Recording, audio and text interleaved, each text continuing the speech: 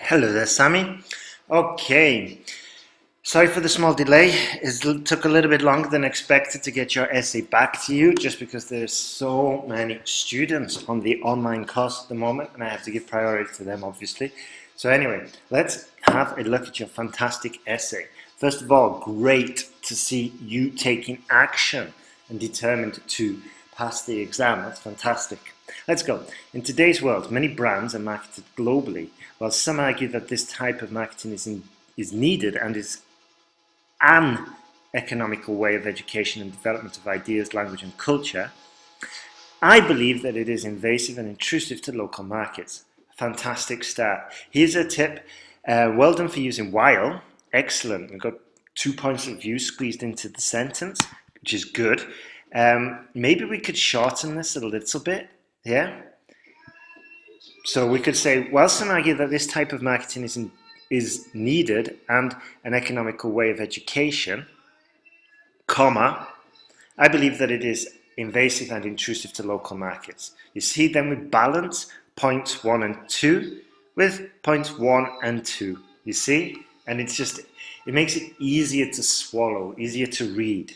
This sentence is redundant because you can put it in any essay in the world, and the examiners know this. So we need to make it specific to this essay, to this topic. This essay will discuss the latter point of view regarding local markets and the domestic economy, using examples to demonstrate points and prove arguments. Okay? And just by linking it to this whole essay, it makes it relevant. Let's carry on. Firstly, international brands disturb the business of local brands. Okay, hedge the sentence. Often, international brands, or it is widely stated that international brands, okay? Because here you're stating something that's absolute fact, which is not the case. Okay, there's always a possibility that it's not the case. So anyway, these global companies are capable of spending huge money on advertising, whereas the local brands usually have limited funds because of a smaller business base. This type of advertising attracts the customers and hence dividing the sales of local businesses. Dividing between what? That needs to be, and we haven't used hence in the correct way, so you need to review that. This type of advertising attracts the customers and hence causes a loss of sales for local businesses. Hence the destruction for the local economy, or hence the destruction of the local economy, something like that. But review your use of hence. It's good to see you using it, but you need to review it and study how to use it correctly. Okay? For example, when McDonald's chain of fast food restaurants opened in India, the local fast food restaurants lost a huge number of customers, and some businesses even had to close permanently because they were unable to stand the competition with McDonald's. Good. Check your spelling of McDonald's. It's not MC, it's M-A-C. Okay? Good. I would have finished this sentence with a therefore sentence. We'll finish this paragraph with, therefore, it is clear that international brands can cause severe damage to local economies, businesses, and customs. Yeah? Secondly, foreign companies sometimes cannot understand the local culture and may end up hurting the feelings and sentiments of citizens of the host country. Good sentence.